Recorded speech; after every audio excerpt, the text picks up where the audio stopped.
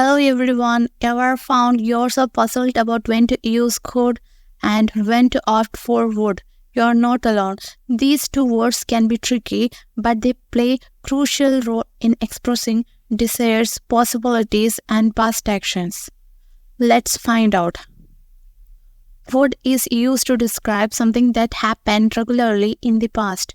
For example, when I was young, I would go swimming every summer. On the other hand, could is used to indicate something that was possible in the past but didn't necessarily happen. For example, when I was younger, I could run a mile in 6 minutes. And both would and could is used in conditional situations. That is, to talk about something that might happen under certain conditions. Look at these examples.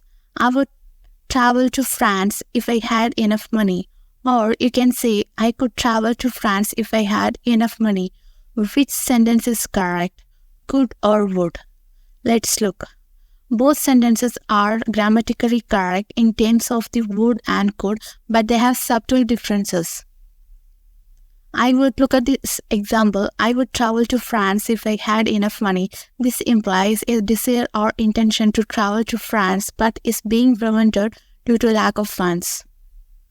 Look at the sentence. I could travel to France if I had enough money. This implies the possibility or capability to travel to France if there were enough funds. And would is used for polite request or offers.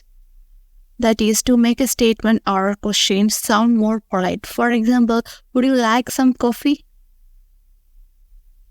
Could is used to indicate that something is possible or to make a suggestion. For example, it could rain later, so bring an umbrella. And finally, would is used to indicate a preference. For example, I would rather have a tea than coffee.